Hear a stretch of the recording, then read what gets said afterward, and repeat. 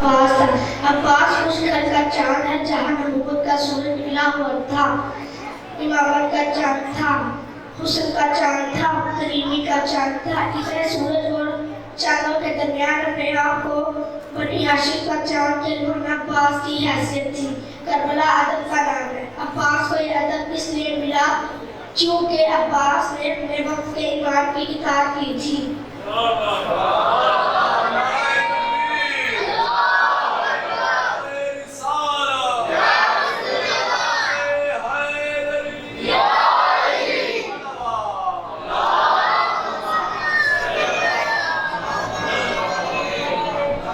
کیا بھول ہو گئی سمجھو گے دیر سے، آئے ہو جنگل میں لڑنے وہ بھی شیر سے۔ شیر کی مختلف حالتیں ہوتی ہیں، لیکن شیر کی اس حالت کو کہتے ہیں جب شیر چیخ پھاڑنے والا ہو۔ حارث شیر کی اس حالت کو کہتے ہیں جب شیر حفاظت کرے۔ حملہ کرتے ہوئے شیر کو کہتے ہیں حیدر سلام۔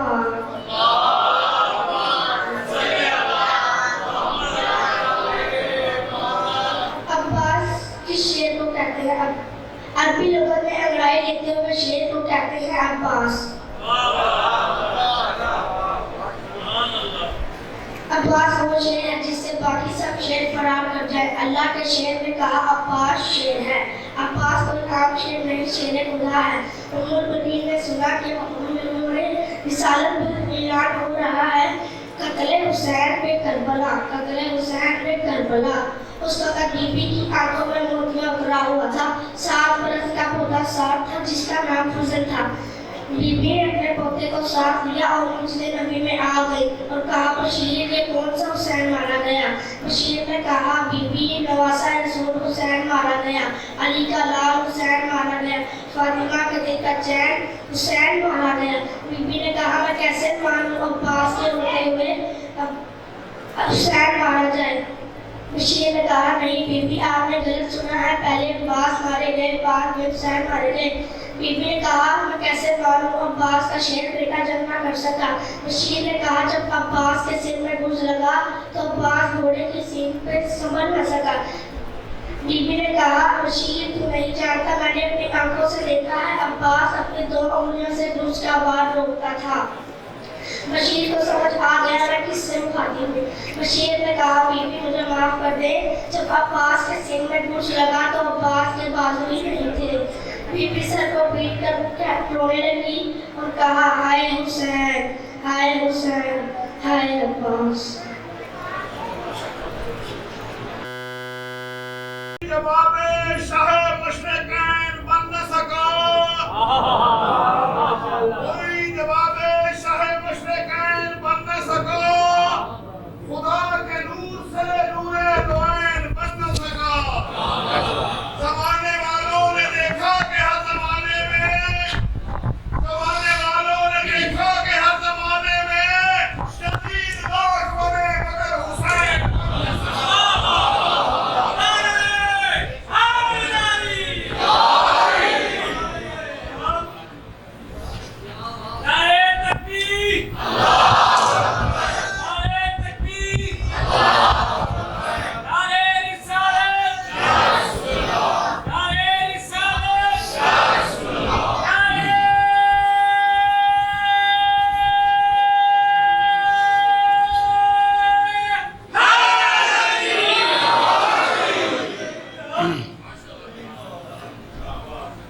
سورة الفاتحة بسم الله الرحمن الرحيم الحمد لله رب العالمين مالك يوم الدين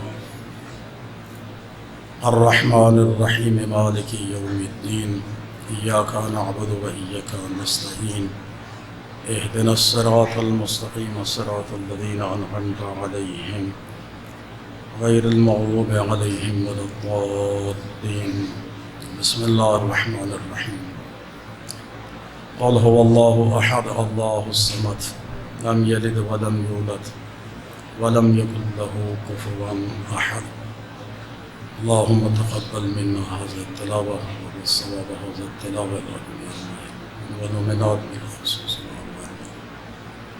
فضلك ورحمتك يا أرحم الراحمين اللهم صل على محمد وعلى محمد. أعوذ بالله من الشيطان الرجيم. بسم الله الرحمن الرحيم.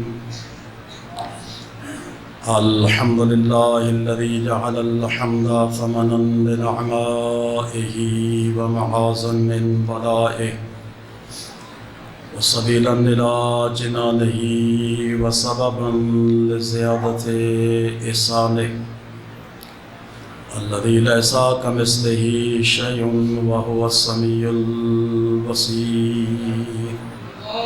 اللهم صل على الصلاة والسلام على الأول العدد الأب المؤيد والرسول المسدد المصطفى الأمجد والمحمود الأحمد وحبيب إله العالمين أبي القاسم محمد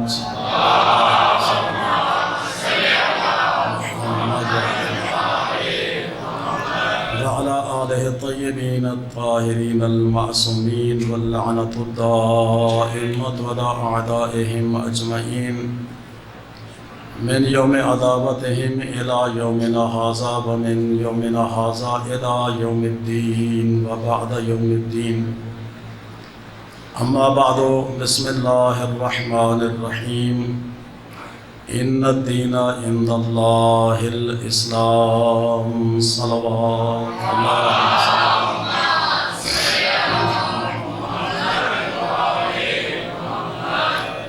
اس مجلس اعضاء کی قبولیت کے لیے بآواز بلند صلوات.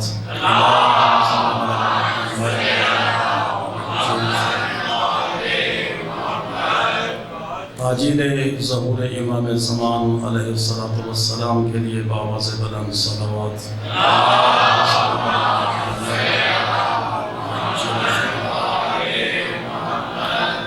خوشنودی شہداء کربلا کے لیے بآواز بلند صلوات.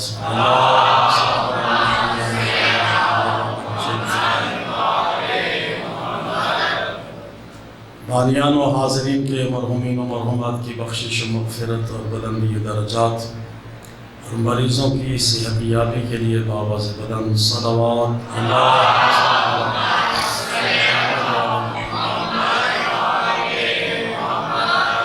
نعرہ تکبیر، نعرہ رسالت، نعرہ حیدری، حسینیت، یزیدیت، بآواز بلند صلوات.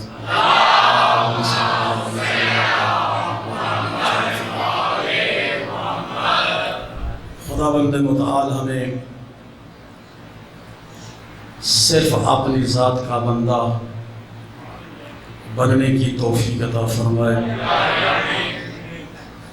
اور بعد از بندگی رب العزت اس کائنات عالم میں ہمیں مطیع پیغمبر بننے کی توفیق عطا فرمائے.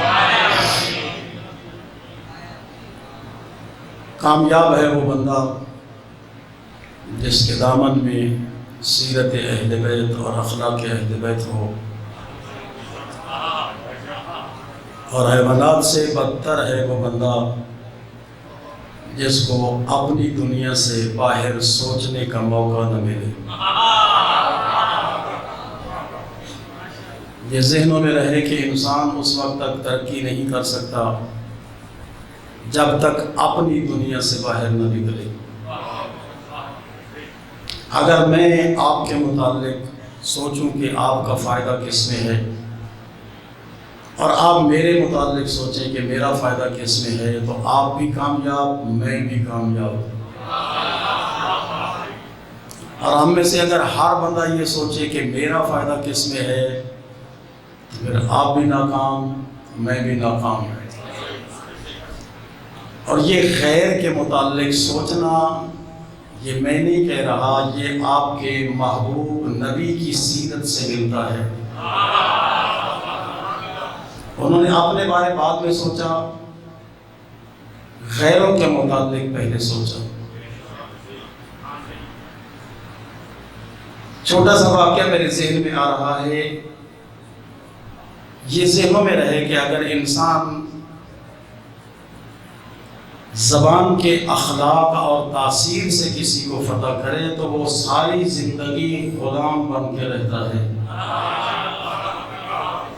اور اگر تلوار کی نوک یا بندوق کی دبدبے اور رعب سے فتح کیا جائے تو ظاہراً تو وہ سرنگوں ہو جائے گا، لیکن باطناً جب موقع ملے گا وہ بغاوت کرے گا۔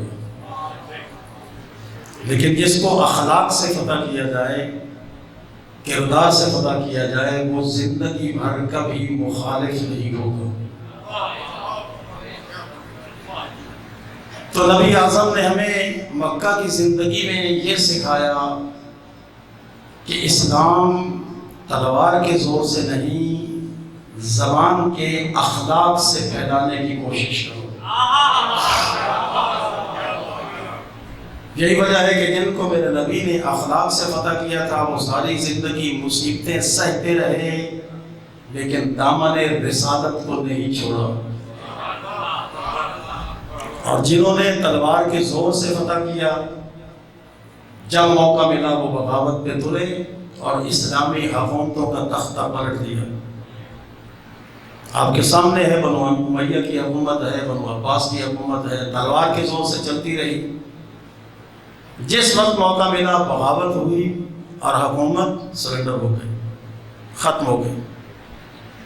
میرے نبی نے زبان کے اور کردار کے اخلاق سے فتح کیا ہے، اور میرے نبی کا اخلاق اتنا بلند ہے کہ خالق بھی کہنے کے لیے آمادہ نظر آتا ہے، اِنَّكَ لَعَلَىٰ خُلُقٍ عظیم، میرا حبیب تو بہت عظیم اخلاق کا مالک ہے۔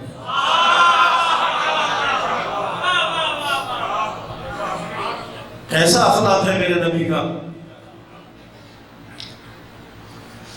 ابھی اعلان نبوت نہیں کیا تھا، مکہ کی گلی سے گزرے، رات کا وقت تھا، اور یہ بھی میں آپ کی خدمت میں عرض کرتا چلوں کہ مکہ کے گھروں اور ہوٹلوں کے یا جو بھی اس وقت سسٹم تھا اس کے دروازے نہیں ہوا کرتے تھے۔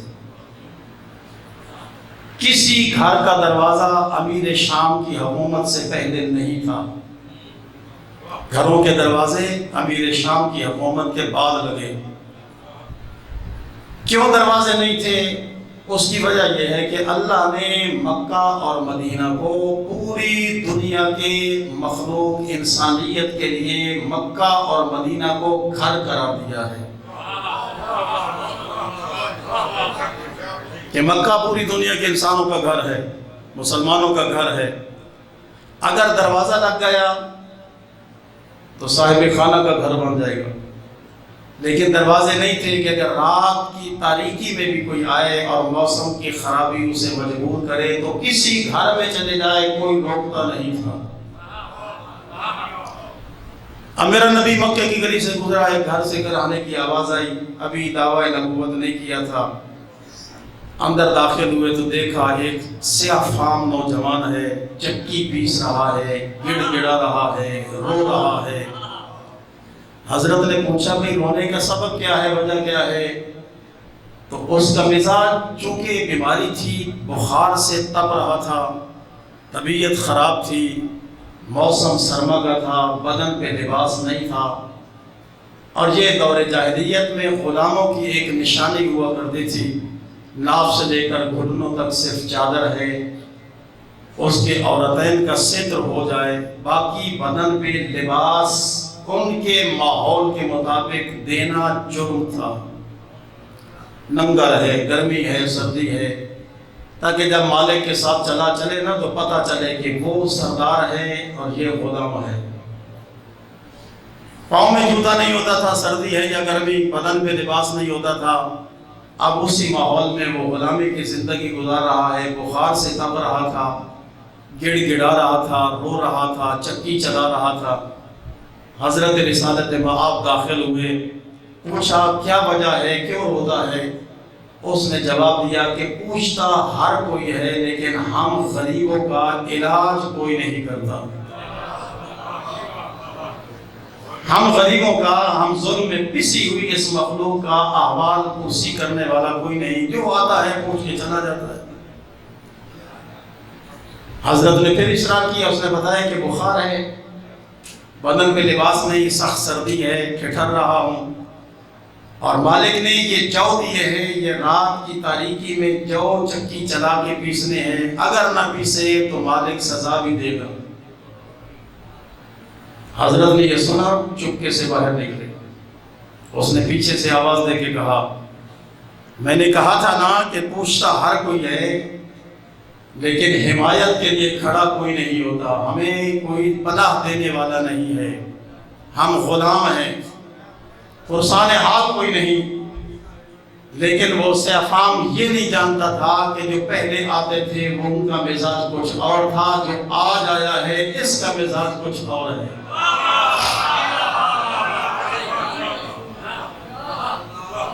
پہلے آنے والے کچھ اور تھے، آج کے آنے والا کچھ اور ہے۔ تھوڑی دیر گزری تو دیکھا کہ آمنہ کے لال کی بغل میں ایک کمبل ہے، ہاتھ میں گرم دودھ کا ایک پیالہ ہے، جیب میں بخار کا دوا ہے۔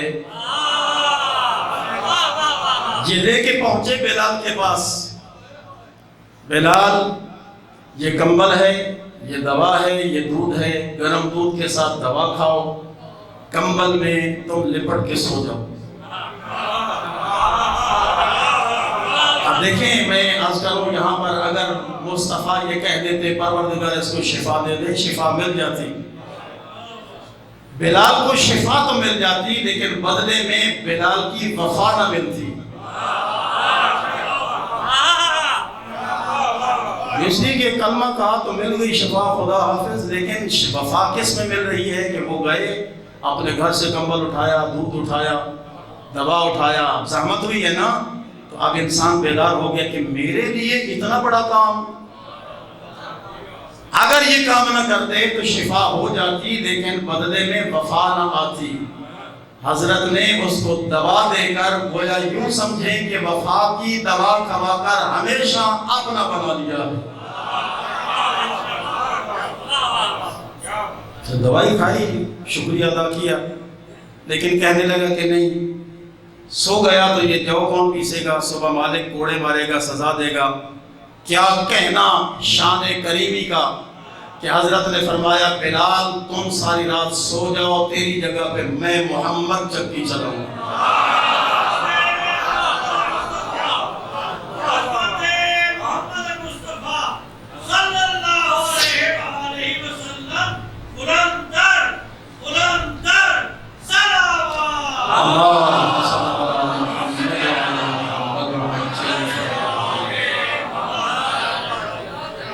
تیری جگہ پہ میں چکی چلاؤں گا۔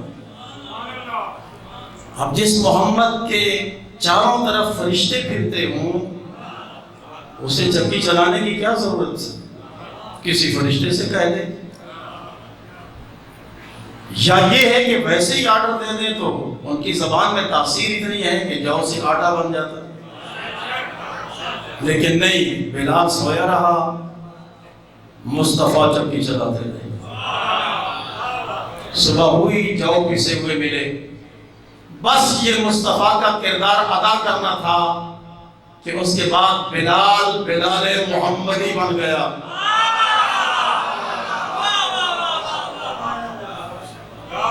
بلال محمدی بن گیا۔ کیسا بلال محمدی بنا؟ محمد مصطفیٰ کی محبت بلال میں اتنا گھر کر گئی کہ بلال کو تپتے ہوئے پتھر پہ لٹا کر سینوں پر پتھروں کا بوجھ دے کے کہا جاتا تھا کہ اگلو محمد کی محبت زبان سے باہر، لیکن بلال ہر دفعہ یہ کہتا تھا جان دے سکتا ہوں، مصطفیٰ نہیں نکال سکتا۔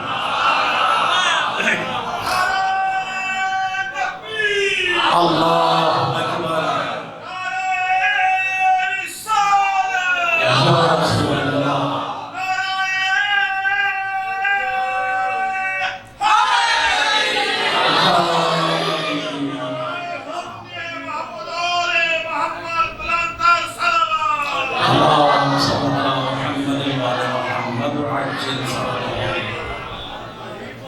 اب جب میرے نبی نے اعلان کیا تو پھر بلال کی کیفیت کچھ اور ہو گئی.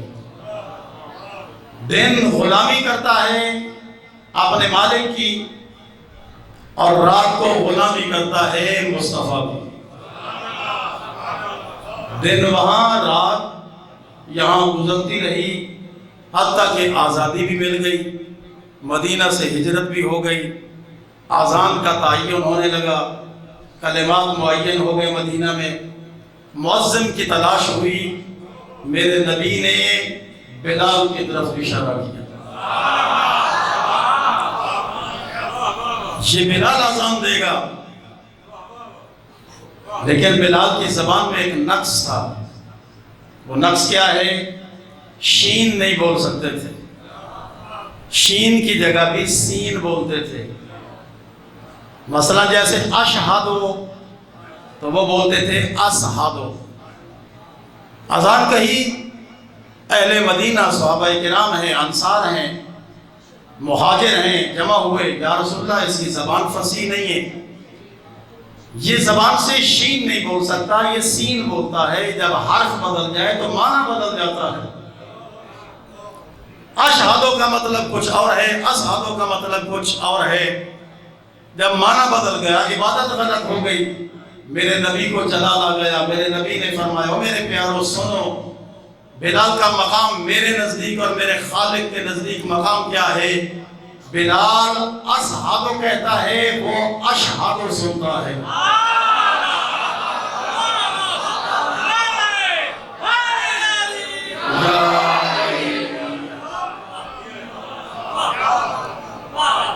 یہ سین بولتا ہے لیکن میرا خالق اس کو شین شمار کرتا ہے. یعنی میرے نبی نے بتا دیا ہے کہ یہ زبان کا نقص اس کا اختیاری نقص نہیں ہے، وہ اس کا اجباری نقص ہے. جس نے خلق کیا اس نے نقص رکھا ہے، لیکن اس کے خلوص میں کمی نہیں ہے. وہ اللہ لفظوں کو نہیں دیکھتا، وہ تقوی کو دیکھتا ہے. تقوی کیسا ہے؟ یہ معاشرے کا حق ہے کہ انسان ایک دوسرے کا حق ادا کرے. اگر کسی کا حق مار لیا، نہ نبی راضی ہے نہ علی راضی ہے. رات میں نے عرض کیا تھا کہ دو طرح کے حق ہیں. ایک حق ہے جس میں اللہ اور بندے کا معاملہ ہے، اور ایک حق ہے کہ جس میں دو بندوں کا اور اللہ کا معاملہ ہے. اللہ وہاں پہ دیکھتا ہے کہ یہ دیتا کیسے ہے، وہ لیتا کیسے ہے. ہمارے ہاں دینے کا انداز کچھ اور ہے، لیکن انبیاء اور ائمہ کا دینے کا انداز کچھ اور ہے. ہم اللہ کی راہ میں وہ دیتے ہیں جو میرے استعمال کا نہ رہے. میں وہ دیتا ہوں. شادی کی ہے، ولیمہ ہوا، طواف کیے جا رہے ہیں مہمانوں کو، اور ڈالو اور ڈالو اور کھاؤ اور کھاؤ. اپنے ہاتھ سے ڈالا، دروازے پہ فقیر کھڑا ہے، اندر داخلے کی اجازت نہیں. حتیٰ کہ اگر وہ بچہ کچا اٹھانا چاہے تو اس کو بھی اجازت نہیں ہے. میں نے اپنی اس مختصر زندگی میں صرف ایک آدمی کو دیکھا جس کا نام ہے محمد بشیر خان، سرگودے سے تعلق ہے. اس کے بیٹے کی شادی تھی، تقریباً 150 فقراء جمع تھے، اور اس کے ولیمے پر ججز اور جسٹس، بڑے بڑے وکلاء، بڑے بڑے عمراء آئے ہوئے تھے. کم از کم بھی ہو تو 500-400 بندہ بڑے بڑے آدمی تھے. لیکن اس نے فقراء سے کہا کہ بھائی امن سے بیٹھ جاؤ یہاں پر، ان کو کھا کے نکلنے دو تاکہ تم سے نفرت نہ کریں. جب یہ کھا کے چلے جائیں گے میں تمہارے ساتھ کھا کے اسی دسترخوان پہ بیٹھ کے کھاؤں گا، اور کسی کو میں خالی پیٹ نہیں جانے دوں گا. جیسی ضیافت میں نے ان کی ہے انہی ضیافت میں نے ان کی کروں گا. اور معصوم فرماتے ہیں کہ اس دسترخوان پہ کھانا کہ جس پر صرف عمراء کھائیں اور فقراء کا داخلہ منع ہو، اس دسترخوان پہ کھانا کھانا مکروہ.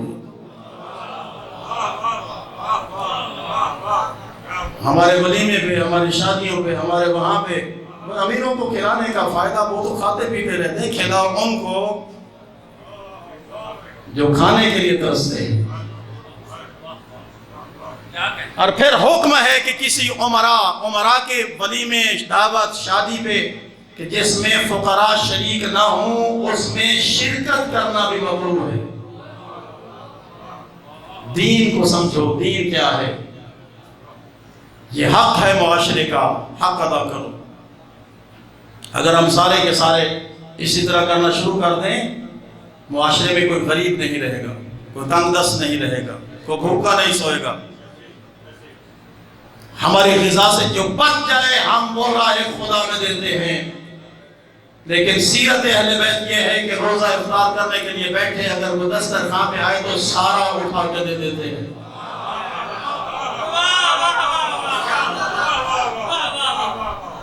افطاری کا ٹائم حشر کا ٹائم ہوتا ہے، افطاری کا ٹائم امتحان کا ٹائم ہوتا ہے، لیکن وہ ہیں کہ جنہوں نے اپنا حق بھی اٹھا کے دے دیا۔ خدا کی قسم مجھے سوائے اہل بیت کے کوئی ملا ہی نہیں ہے کہ جو لوگوں کے حقوق ادا کریں۔ میں نے جتنا پڑھا، جتنا دیکھا، ہر بندہ دوسرے کا حق پامال کرنے کی کوشش کرتا ہے، غصب کرنے کی کوشش کرتا ہے تاکہ یہ اس کا حق اس کے ہاتھ میں نہ جائے۔ لیکن آل محمد وہ کریم ہیں کہ جنہوں نے دوسروں کا حق مارنا تو بہت دور کی بات ہے، انہوں نے اپنا حق بھی اٹھا کے راہ خدا میں دے دیا۔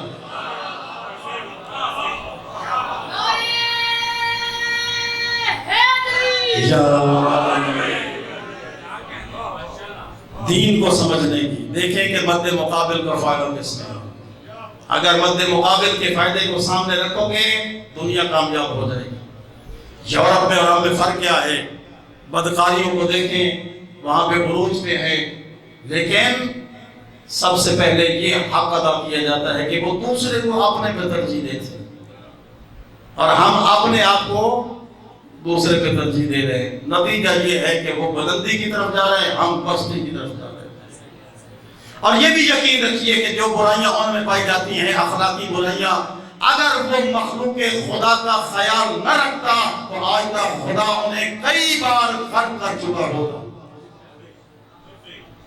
اگر غرق نہیں کیا تو اس کی صرف ایک وجہ ہے کہ مخلوق خدا کا خیال رکھتے ہیں، حیوانات کا خیال ہے، پرندوں کا خیال ہے، درندوں کا خیال ہے، انسانوں کا خیال ہے۔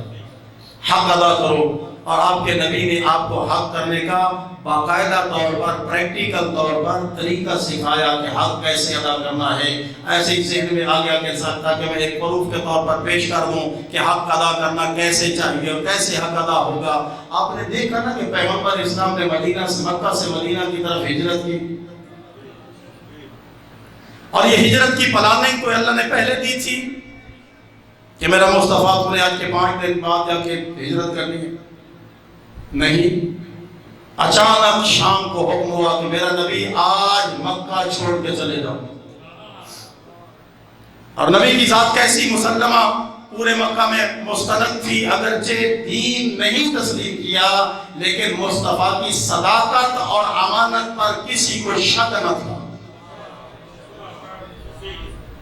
جنہوں نے کلمہ نہیں پڑھا تھا وہ بھی امانتیں دیتے تھے کہ ہماری امانتیں رکھو۔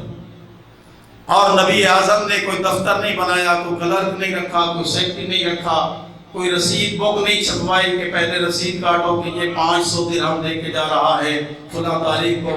کوئی ایسا چکر نہیں تھا، وہ آ کے مٹھی میں دیتا ہے، آمنہ کا لال مٹھی میں لے کے رکھ دیتا ہے۔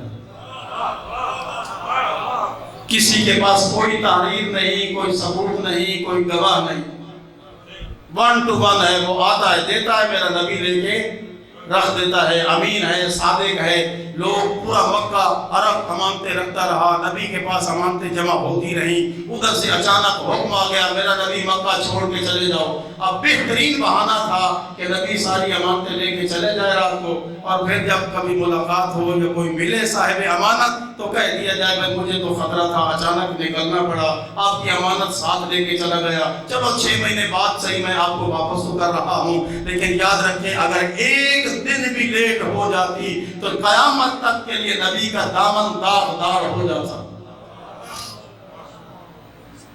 لیکن میرے نبی نے اپنے دامن کو داغدار نہیں کیا، ادھر آرڈر آیا مکہ چھوڑ کے چلے جاؤ۔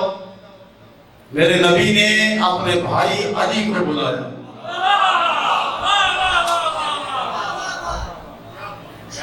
اگر کسی ایسے ویسے کے ہاتھ میں دی جاتی تو شاید مستحق تک پہنچتی یا نہیں، یہ نبی نے حق ادا کرنے کا طریقہ سکھایا کہ حالات کیسے بدل جائیں، حق کسی کا مارنے کی اجازت نہیں ہے۔ یا علی مجھے خطرہ ہے، اللہ نے آرڈر دے دیا ہے، میری جان کو خطرہ ہے، یہ میری امانتیں واپس کرنا ہے۔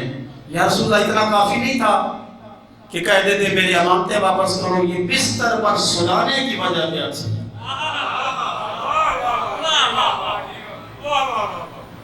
یہ کوئی لازم تھا کہ بستر پر بھی سلانا ہے؟ کہہ دیتے میں جا رہا ہوں، میری امانتیں واپس کر دینا۔ لیکن دو ڈیوٹیاں تھیں، ایک تو میرے بستر پہ سو جاؤ اور دوسرا میری امانتیں واپس کرنا۔ یہ جب آیا نا کہ بستر پہ سو جاؤ، خدا شاہد ہے کسی تاریخ میں نہیں ملتا کہ علی نے پوچھا ہو یا رسول اللہ جس بستر پہ آپ کو قتل کا خوف ہے کیا اسی مقام پر میں علی کو خطرہ نہیں ہوگا؟ نہیں، علی نے نہیں پوچھا، جو ہی نبی نے کہا کہ میرے بستر پہ سو جاؤ، علی مرتضیٰ فوراً سجدے میں گر گئے۔ پروردگار تیری ذات کا لاکھ لاکھ احسان ہے کہ آج تو مرتضیٰ کو مصطفیٰ کا صدقہ بنا رہا ہے۔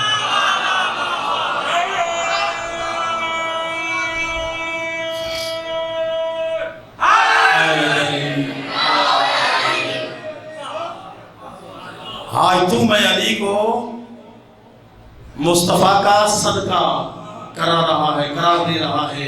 میں نے ایک سنی عالم دین کو ٹی وی کے شو میں دیکھا، وہ ایک اپنی کتاب سے عظمت مصطفیٰ اور عظمت مرتضیٰ کا ایک مکالمہ پڑھ رہا تھا، باقاعدہ احادیث کا حوالہ دے رہا تھا، اس لیے میں اس کا ایک مختصر سا لب لباب آپ کے سامنے پیش کروں۔ جب علی مرتضیٰ سو گئے تو اللہ نے عرش پہ بلایا میکائیل اور جبرائیل کو۔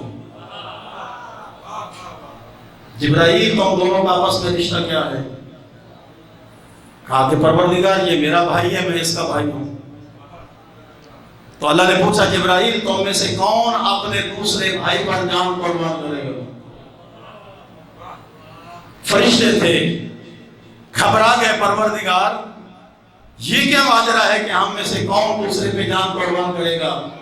اللہ رب العزت نے جب ان کے تیور کو دیکھا تو فرمایا پھر زمین کی طرف دیکھو، تمہارے بھائی چارے کا یہی نتیجہ ہے کہ ایک بھائی دوسرے بھائی کا صرف سن کر کے کون قربان ہوگا؟ تمہارے حوصلے جواب دیں گے، لیکن علی مرتضیٰ کو دیکھو اپنے بھائی کے بستر پر جان دینے کے لیے سویا ہوا ہے۔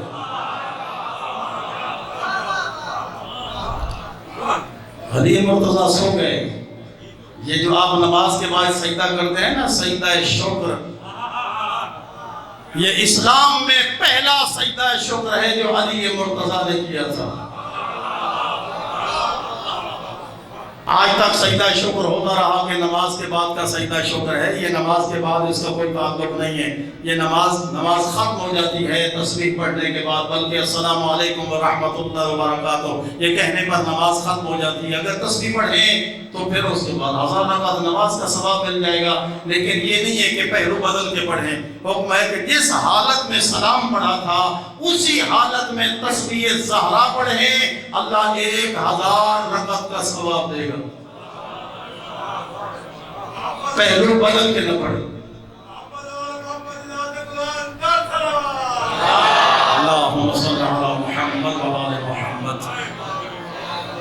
اور یہ ہم نے سجدہ شکر مخصوص کر دیا نماز کے بعد، یہ مخصوص نہیں ہے، بلکہ معصوم نے تو فرمایا کہ اگر تمہیں نعمت ملے تو نعمت کے ملنے پہ سجدہ کرو، اگر تم مصیبت ٹل جائے تو مصیبت کے ٹلنے پہ سجدہ کرو، اگر تم سجدہ کر کے میرا شکر ادا کرو گے، اگر نعمت کا شکریہ ہے تو میں تمہاری نعمت میں اضافہ کروں گا، اور اگر مصیبت کے ٹلنے کا شکریہ ہے تو آئندہ مصیبت سے محفوظ رکھو۔ یہ سجدہ شکر سنت ہے امیر المومنین کا، اور اللہ نے نصیب اور مقدر بنا دیا ہے ان لوگوں کا جن کے دل میں ولایت علی بن ابی طالب ہے۔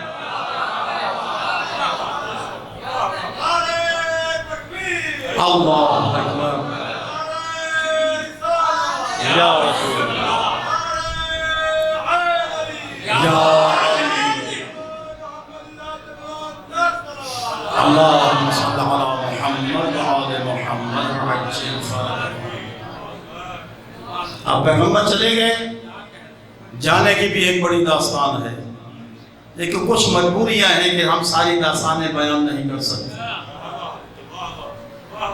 بس ہم جانے کیا واقعہ نہیں پڑھیں گے. پیغمبر چلے گئے, علی سو گئے, اور وہ قاتل اپنے منصوبے کے مطابق 40 جوان تلواریں لے کر علی کے بستر کے چاروں طرف آ گئے, گھیر لیا. نفسیاتی بات ہے. کبھی آپ سوتے ہوئے یہ سوچ لیں کہ خدا نخواستہ رات کو یہ دیوار کا کیا بنے گا, دروازے کا کیا بنے گا, چھت کا کیا بنے گا, اگر زلزلہ آ گیا تو خدا نخواستہ کیا بنے گا. بس اتنا سوچ لیں, پھر اس کے بعد طلوع فجر تک نیند نہیں آئے گی.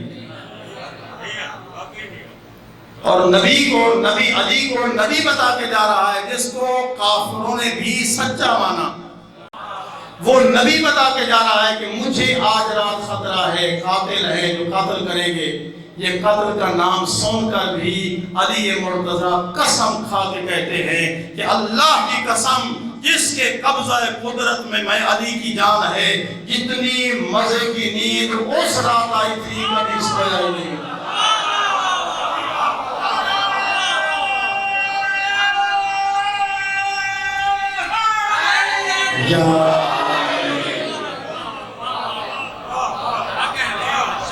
جو خطرے کے عالم میں پرسکون ہو کے سو جائے اسے علی بن ابی طالب کہتے ہیں. ساری زندگی کہتے ہیں کہ بس ایک ہی رات سونے کو ملی تھی. نہ جانے یہ علی کا سونا کتنا اہمیت رکھتا ہے اللہ کی نظر میں.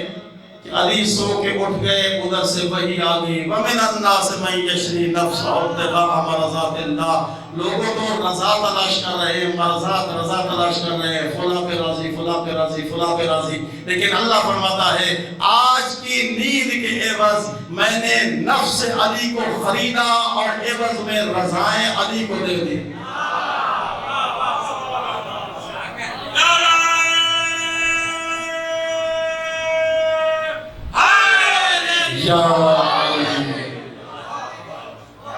میں نے نفس علی کو خریدا اور عوض میں رضائیں علی کو دے دی. تو پھر اگر کسی آج کل آپ کو مجھے کسی کو رضی اللہ بننے کا شوق ہو تو پھر اللہ کی طرف نہیں, پھر علی کی طرف جانا پڑے گا.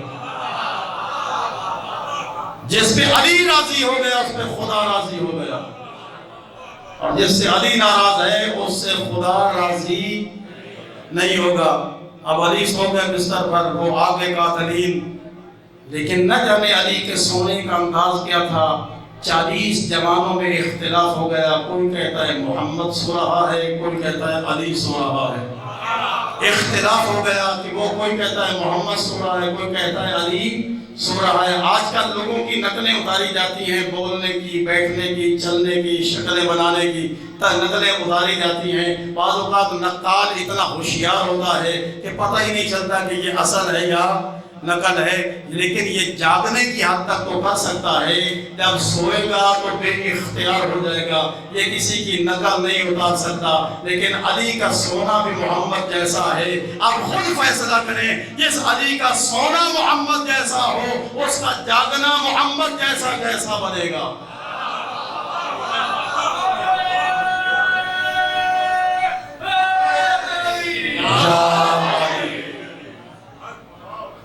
رات بیت گئی, نفس کا سودا ہو گیا, علی اٹھ گئے, بیدار ہو گئے, پیغام مسرت پہنچ گیا. ادھر سے تلاشی شروع ہو گئی کہ کہاں گیا مصطفیٰ, ڈھونڈو. ہم تو قتل کے منصوبے بنا کے بیٹھے تھے, لیکن اللہ نے انہیں قاصد رکھا. خدا آپ کو بھی لے جائے اور میں بھی وہاں تک پہنچا جس گھر میں میرے نبی نے پناہ لی تھی. ہر شے بدل گئی ہے, لیکن اگر کوئی حاجی جائے اور توفیق ہو تو اس کو جانا چاہیے اس گھر میں. اس لیے کہ مکہ کی گلیاں بدل گئی, سڑکیں بدل گئی, تعمیرات بدل گئی, مکان بدل گیا, لیکن جس پتھر کے ساتھ میرے مصطفیٰ کا جسم مس ہوا تھا وہ اصلی صورت میں کھڑا ہے. اگر کوئی چاہتا ہے نا کہ میں مصطفیٰ کے مس شدہ پتھر سے مس ہو جاؤں تو اس کو اس غار میں جانا چاہیے. اس کی سطح زمین بھی وہی ہے, اس پہ مصطفیٰ کے قدم لگے تھے, اس کی چاروں طرف سے دیواریں بھی وہی ہیں جہاں پہ مصطفیٰ کا جسم مس ہوا تھا. اگر مس ہو جائے تو یوں سمجھے کہ پتھر کے توسط سے میں نے مصطفیٰ کے جسم اطہر کو مس کر لیا. اب یہ ڈھونڈ ڈھونڈ کے تھک گئے, نہ ملا. آخر میں مصطفیٰ کو بدنام کرنے کا ایک منصوبہ بنایا. وہ میں نے آغاز میں کہا تھا کہ 2-3 بندے آئیڈیل دشمن تھے. وہ 3 آئیڈیل دشمن, سخت ترین دشمن, اور میں سے ایک دشمن سب کا سردار تھا. اس نے منصوبہ بنایا, ایک منادی کو بلایا, جاؤ مکہ کی گلیوں میں جا کے اعلان کرو. میں ہمیشہ کہا کرتا تھا کہ یہ امین نہیں ہے, یہ پیسہ اکٹھا کرنا چاہتا ہے, یہ مال و دولت بنانے کا چکر ہے. تم امین کہتے تھے, آج میری بات سچ ہو گئی, وہ تمہارا مال و دولت لے کے چلا گیا. اب بتاؤ تم اپنے ہیرے جواہرات, اپنا سونا اور چاندی, اپنے درہم و دینار کہاں سے وصول کرو گے؟ اس منادی نے مکہ کی گلیوں میں ڈنڈورا پیٹا. آواز علی مرتضیٰ کے کانوں میں پہنچی. علی مرتضیٰ نے ایک منادی کو بلایا اور اس کے ساتھ لگا دیا. یاد رکھو, جہاں پہ یہ اعلان کرے گا کہ اب مجھے امانتیں نہیں ملیں گی, تو میری طرف سے اعلان کرو کہ گھبرانے کی ضرورت نہیں تھی, تم نے امانتیں مصطفیٰ کو دی تھی, علی سے آگے وصول کرو.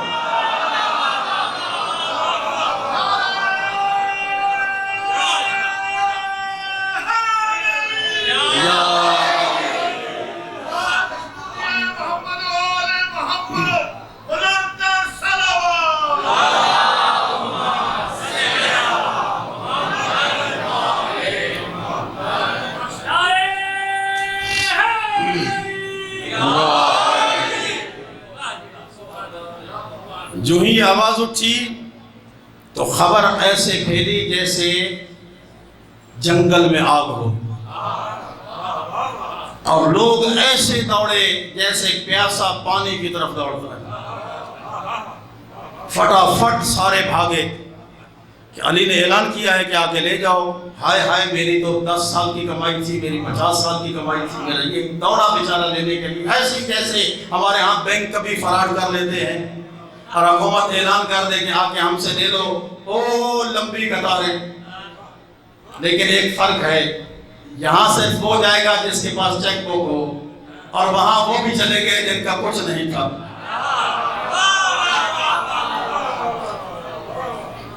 دیا کچھ نہیں تھا, چلے گئے. کیوں؟ اس لیے کہ کوئی رسید کا چکر تو تھا نہیں, اور جس کو دی وہ چلا گیا, اب دینے والا ہے, اور اس کو کیا پتا کہ میں نے دی تھی یا نہیں دی تھی. آج مارکر لگ گیا ہے, ہم مال کمائیں گے, لہذا جس کی نہیں تھی وہ بھی چلا گیا, جس کی تھی وہ بھی چلا گیا. جس کی نہیں تھی اس کی تو تھی نہیں, جس کی تھی وہ بھی بڑھا چڑھا کے بیان کیا کر رہا ہے. دیے تھے درہم, بتا رہا ہے دینار, دی تھی چاندی, بتا رہا ہے سونا, دیا تھا مثلا کوئی اور چیز اور بتا رہا ہے دوسری چیزیں. علی مرتضیٰ مجمع لگا لیا, ایک ایک سے پوچھنا شروع کیا, امانتیں ساری نکال کر دیوار کے ساتھ سجا دی. یہ سب سے پوچھ لیا. اب علی مرتضیٰ کھڑے ہوئے, اور عرب کے رہنے والے بدو اور مکہ کے کفار و مشرکین, کیا تم یہ جانتے ہو کہ میں علی کو پتہ نہیں کہ اس کی کیا امانت ہے؟ تمہاری شرافت کا تقاضا تو یہ ہے کہ تم خود بتاؤ کہ تمہاری امانت کیا اور کتنی تھی, نہیں تو میں ان امانتوں کو کہوں گا یہ بول کے بتائے گی کہ میں کس کی تھی اور کتنی ہوں.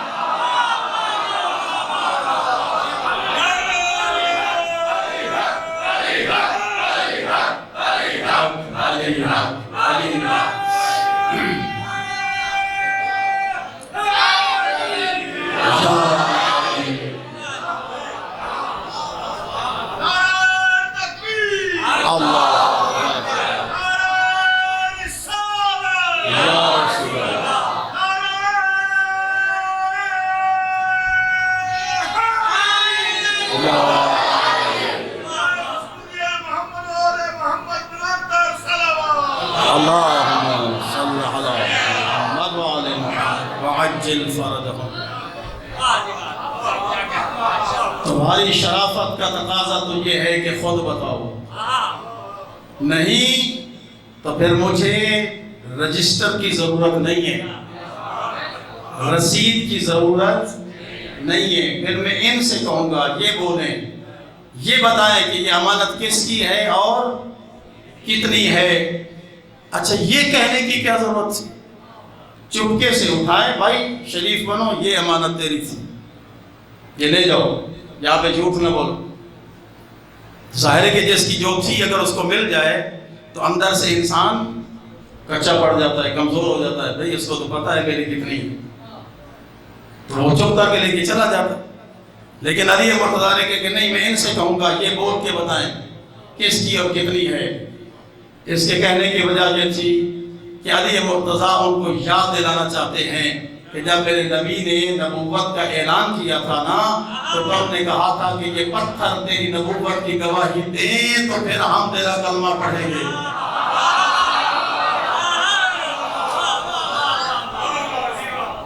اگر یہ پتھر تیری نبوت کی گواہی دیں پھر ہم تجھے نبی مانیں گے۔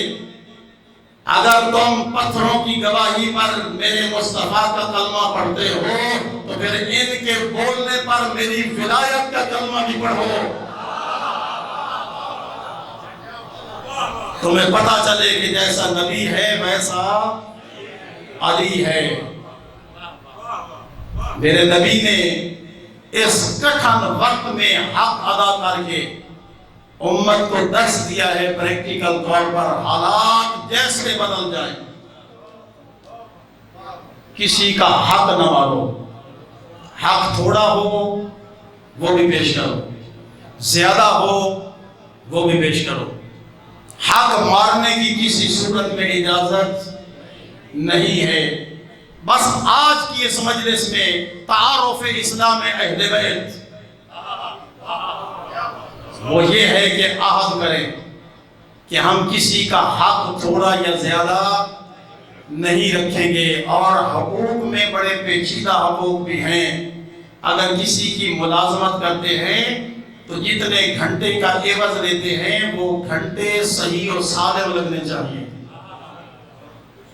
اور اگر دائیں بائیں میں کام کرتے رہے اور پورا کام نہ کیا تو عوض ٹھیک نہیں رہے گا۔ حق ادا کرو، اور جو بندہ کسی کا حق ادا کرتا ہے اللہ رب العزت اپنے زمانے کا ولی بناتا ہے۔ اگر کوئی کسی کا حق نہ کھائے اپنا بے شک معاف کر دے، دوسرے کا حق نہ کھائے، اللہ رب العزت اس کی نظر کو اتنا تیز کر دیتا ہے کہ وہ اپنے انجام سے آگاہ ہو جاتا ہے کہ میرا انجام کیا ہونے والا ہے۔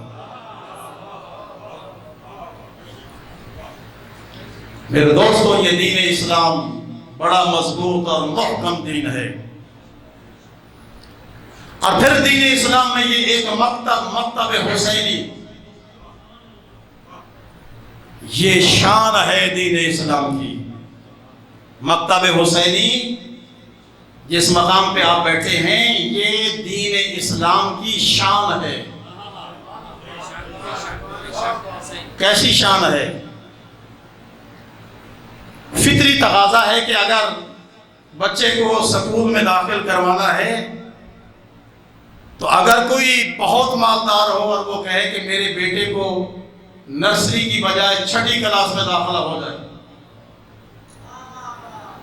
نرسری کی بجائے اس کو 5ویں کلاس میں داخلہ مل جائے، 4تھی میں مل جائے، 3ری میں مل جائے، سوال ہی پیدا نہیں ہوتا کہ ایک کلاس آگے جا سکے۔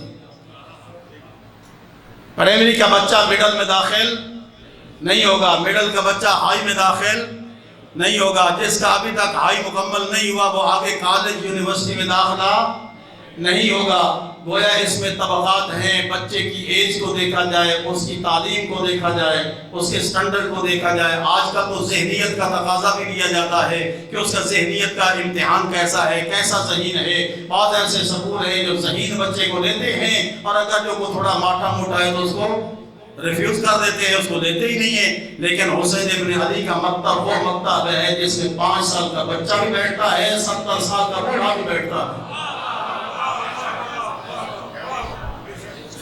اس میں کسی کے لیے ممانعت نہیں ہے، اس میں مذہب کی قید نہیں ہے، اس میں ملت کی قید نہیں ہے، اس میں زبان کی قید نہیں ہے، اس میں رنگ و نسل کی قید نہیں ہے، اس میں کوئی قید نہیں ہے۔ بس آئے حسینی مکتب میں بیٹھے، یہ اس کی برکات کا صدقہ ہے، جو آیا تھا ہر کوئی مستفید ہو کے جائے گا۔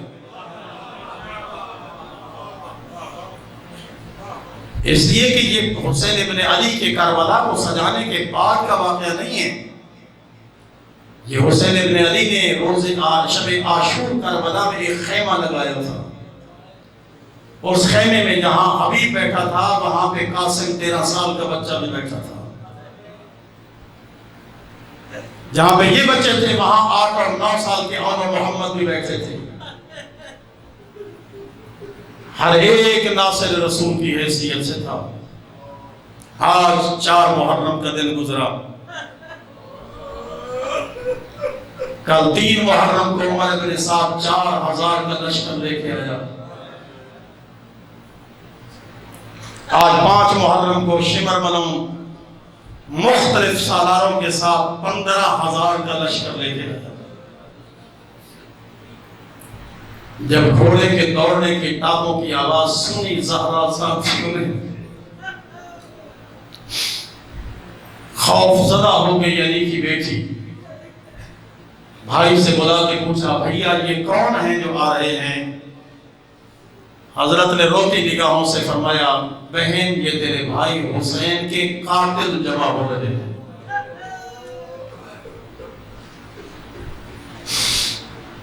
یہ تیرے بھائی حسین کے قاتل ہیں۔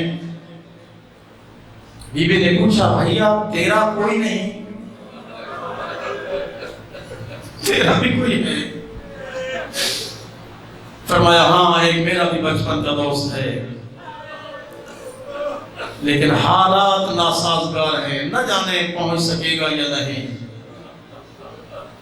بی بی نے فرمایا خط تو لکھو نا، اس کو بلاؤ تو صحیح نا، ممکن ہے تیرا دوست بچپن کا پہنچ جائے تیرے پاس۔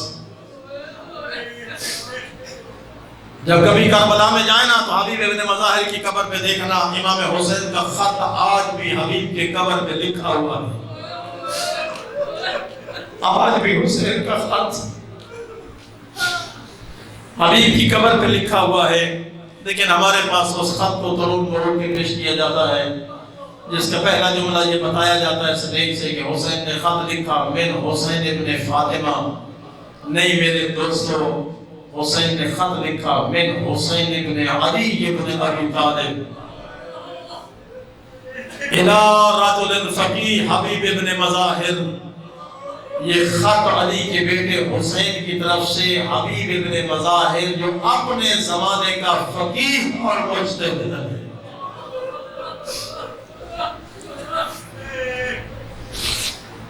فقط 3 جملے لکھے حضرت نے خط لکھا، حبیب لوگوں کی نسبت تو بہتر جانتا ہے کہ میرا رسول سے رشتہ کیا ہے۔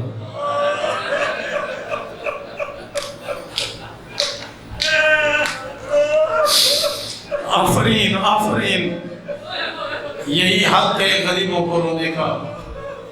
اللہ آپ کے آنسوں کو قبول فرمائے، خدا ہمیں اس غم میں رونے کی توفیق عطا کرے۔ جو اس غم میں روتا ہے خدا اس کو دنیا کے غموں سے نجات عطا کرتا ہے۔ میرے امام نے ایک مجلس برپا کی،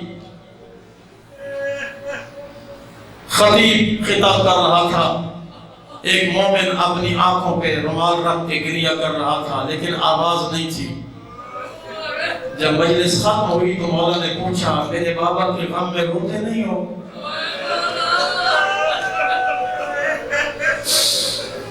اس نے رومال پیش کیا، مولا یہ دیکھیں سارا رومال میری آنکھوں کے آنسوں سے گیلا ہو گیا۔ حضرت نے فرمایا کہ نہیں، تم ایسے رویا کرو جیسے میرا جد امجد کربلا میں ہائے ہائے کر کے روتا تھا۔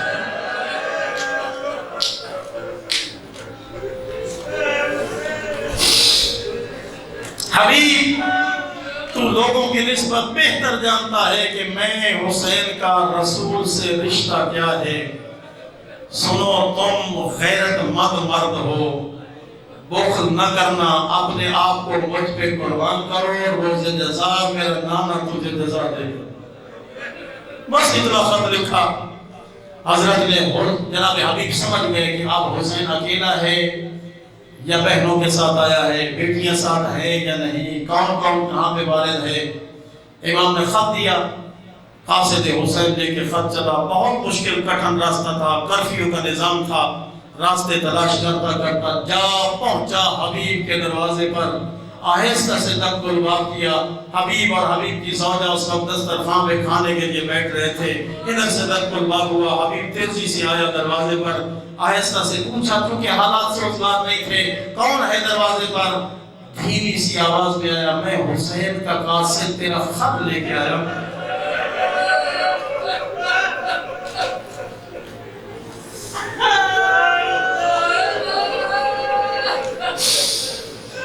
मैं कासिद हुसैन तेरा खत लेके आया हूँ। जल्दी से दरवाजा खोला ताकि कोई देख न ले। कासिद को अंदर बुलाया, यहीं पे खड़े होकर खत को देखा, चूमा, आंखों से लगाया, खत खोला, पढ़ा।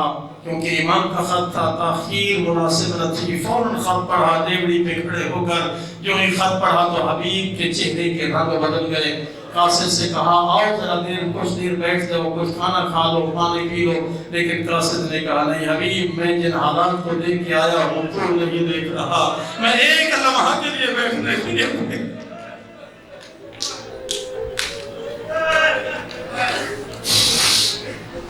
जो हालात मैं देख के आया हूँ तू हालात नहीं देख सका, मैं जा रहा हूँ, खुदा हाफिज। हबीब खत लेके सौजा के पास पहुंचा। सौजा ने पूछा, ये कौन था? कहा, कासिद हुसैन। क्या खत लेके आया? कहा कि मेरा मौला अपनी बहनों और बेटियों को लेकर करबला में आ गया है, मुझे नुसरत के लिए बुलाया है। बीवी ने पूछा, तेरा क्या ख्याल है? कहा कि तू बूढ़ी हो चुकी है, मैं भी बूढ़ा हो चुका हूँ, जंग के काबिल नहीं रहा, और तू बूढ़ी है, इस हालत में तुझे छोड़ के जाना मुनासिब नहीं। एक मरतबा ये कनीज़ खुदा उठी और कहा, हबीब अपना लिबास मुझे अता कर, मेरा लिबास तू पहन। ये कैसे हो सकता है? ज़हरा का बेटा बुलाए और तू कहे कि मैं बूढ़ा हो गया हूँ। ज़हरा का बेटा, आज ये न समझ के हुसैन ने खत भेजा है, यूं समझ के आज जन्नत चल कर तेरे दरवाजे पे आ गई। ये मुनासिब नहीं है कि ये कह के टाल दे कि तू बूढ़ी हो गई, मैं इजाजत देती हूँ तुम चले जाओ। हबीब ने कहा कि ये सौजा, ये मुमकिन है कि हुसैन बुलाए और मैं इनकार करूँ? मैं तो तेरा इम्तिहान ले रहा था कि तू मुझे मशवरा क्या देती है। हबीब ने घोड़ा तैयार किया है और गुलाम को दिया कि ले जाओ मेरी फसलों में फुला मकाम पे खड़े रहना, और मैं रात के फुला टाइम पर, ये अल्लामा शेख हो जामिया के लफ्ज़ हैं, खुदावंद आज़म उनके दराजात को बुलंद फरमाए, फुला मकाम पे घोड़ा ले जाओ, मैं वहां पे रात के फुला वक्त में पहुंचूंगा। लेकिन चूंकि हालात में सख्तियां थी, हबीब को जाते जाते कुछ देर हो गई, रात की तारीकी थी। इस आलम में जब देखा तो गुलाम ने घोड़े के गले में बाहें डाली हुई थी, घोड़ा आंसू बहा रहा था, गुलाम बिगड़िया कर रहा था और कह रहा था, मेरे मालिक के घोड़े, रोने की जरूरत नहीं है, अगर हबीब ना पहुंचा तो मैं तेरी पुष्प पर सवार होकर फर्जंदे ज़हरा पे कुर्बान हो जाऊंगा। ये खबर अल्लाहु अकबर, अल्लाहु अकबर। अब जब ये मंजर हबीब ने देखा, दोनों हाथ मुंह पे मार के कहे, न जाने फर्जंद ज़हरा तो कितना गरीब हो गया है कि हैवानात भी तुझ पे गिरिया कर रहे हैं, ये गुलाम भी तुझ पे कुर्बान होने के लिए तैयार है। हबीब ने घोड़े की लगाम संभाली और कहा, गुलाम मैंने तुझे राहे हुसैन में आजाद कर दिया है, जाओ जहाँ जाना चाहते हो चले जाओ। लेकिन गुलाम रुक गया, कहने लगा, हबीब सारी जिंदगी तेरी गुलामी करता रहा, लेकिन आज मेरी गुलामी और मेरी जिंदगी के अंजाम करीब है। मैं नहीं कहता कि मुझे घोड़े पे सवार करो, तुम घोड़ा दौड़ाते चले जाओ, मुझे इजाजत दो तेरे घोड़े के दौड़ते हुए घोड़े के साथ मैं दौड़ता चला जाऊं, ताकि मैं भी हुसैन की बारगाह में पहुंच जाऊं, ताकि मैं भी हुसैन की बारगाह में पहुंच जाऊं। हबीब ने इस गुलाम को साथ लिया है और जब करबला में पहुंचे, उधर से सैयद शुहदा की नजर पड़ी, भैया अब्बास ذرا جوانوں کو اکٹھا کرو، میرے بچپن کا ساتھی آ گیا ہے، حبیب ابن مظاہر آیا ہے، آگے بڑھو، حبیب کا استقبال کرو۔ ہر ایک نے آگے بڑھ کر اللہ اکبر کی صدا بلند کی، حبیب ابن مظاہر کا استقبال ہو گیا۔ یہ تکبیر کی آواز زہرا زادیوں نے سنی۔ زینب نے کہا اماں فضہ پتہ کرو حالات کیسے ہیں۔ فضہ نے جا کے بتایا اے زینب مبارک ہو، حسین کے بچپن کا ساتھی حبیب آ گیا ہے۔ ادھر سے حبیب کا نام سنا۔ زینب عالیہ نے کہا اماں فضہ ذرا جلدی جاؤ اور جا کے حبیب سے کہنا حبیب زہرا کی بیٹی تجھے بھائی کہہ کے سلام کر رہی ہے۔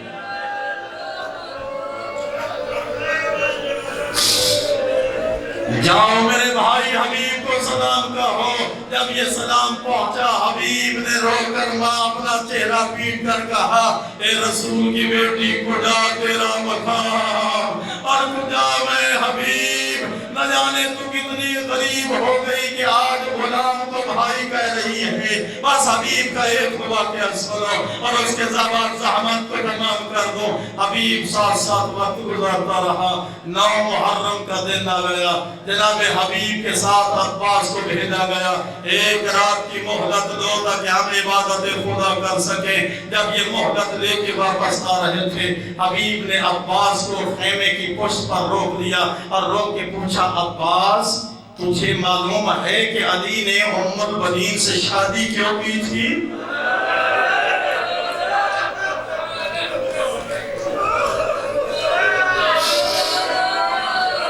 آفرین جزاک اللہ، خدا حبیب کے صدقہ میں آپ کو جزا عطا کرے۔ اے عباس مجھے معلوم ہے کہ علی نے ام البنین سے شادی کیوں کی تھی؟ جناب عباس نے پوچھا حبیب ذرا بیان کر دو۔ حبیب نے بتایا کہ علی کی تمنا یہ تھی کہ ام البنین کے بطن سے اللہ مجھے وفادار بیٹا شجاع بیٹا عطا کرے تاکہ وہ حسین کی غلامی کرے۔ اے عباس کل ہے میدان جنگ، کہیں حسین کو چھوڑ کے چلے نہ جانا۔ یہ تیرے بابا کی خواہش تھی کہ حسین پہ تم قتل ہو جاؤ، شہید ہو جاؤ، حسین کا صدقہ بن جاؤ۔ خدا شاہد کہ عباس نے انگڑائی لی اور انگڑائی دے کے کہا حبیب جاؤ حسین سے اجازت دلوا دو، پھر دیکھو کہ ام البنین کے درود کی تاثیر کیا ہے، پھر دیکھو کہ میری تلوار کی شجاعت کیا ہے۔ لیکن جب 10 محرم کا سورہ تلوار، یہ رات کا یہ واقعہ چھوٹا سا ہے، وہ یہ کہ ہلال ابن نافع خیمے میں کھڑا تھا۔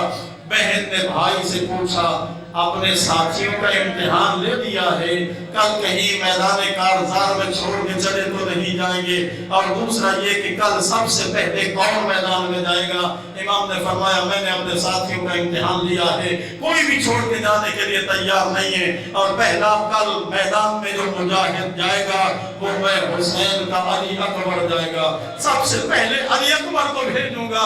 اس وقت یہ ہلال ابن نافع نے جملہ سنا، دوڑ کر شب عاشور حبیب کے خیمہ میں گیا۔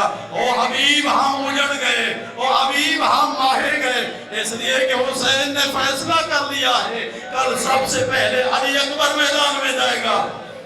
اگر علی اکبر میدان میں چلا گیا ہماری زندگیوں کا فائدہ کیا ہے؟ حبیب نے اپنا امامہ اتارا، خیام سے باہر نکلا، آواز دی یا لیوس الوغا، اور پیاسے شیروں آؤ زینب رو رہی ہے، آؤ حسین گریہ کر رہا ہے۔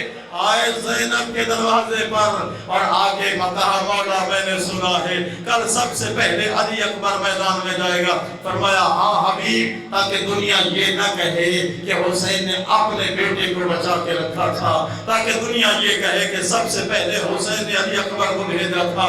جناب حبیب نے ہاتھ جوڑ کے کہا مولا مجھے تیرے فیصلے سے انکار نہیں ہے، تو امام ہے جو کہے گا کریں گے، لیکن صرف ایک سوال کا جواب دے دے، کل اگر میدان محشر میں تیرے نانا نے پوچھ لیا حبیب تم دیکھتے رہے اور میری شبیہ خواب و خون میں غرقان ہوتی رہی، تو پھر بتائیے تیرے نانا کو جواب کیا دیں گے؟ اب حسین نے جب سنا منطقی سوال تو حسین نے فرمایا حبیب تم جاؤ، میں نے اپنا فیصلہ بدل دیا ہے، کل تم پہلے میدان میں جاؤ گے اور میرا علی اکبر بعد میں میدان میں جائے گا۔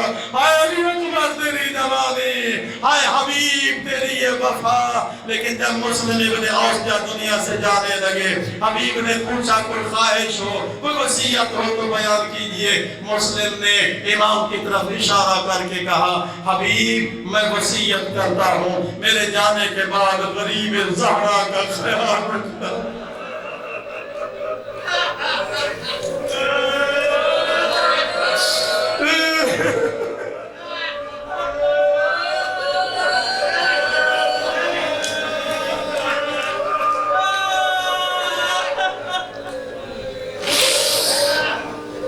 پروردگار ہمارے آنسوؤں کو قبول فرما دے.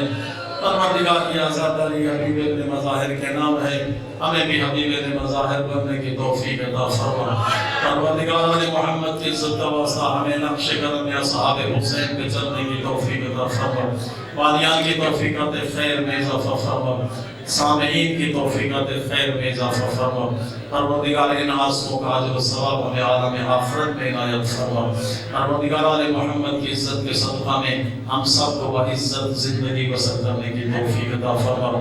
آل محمد کے صدقہ میں جو مومن جس انداز میں جیسے خرچ کر رہا ہے ان کی اخراجات قبول فرما اور ان کے رزق حلال میں وسعت عطا فرما.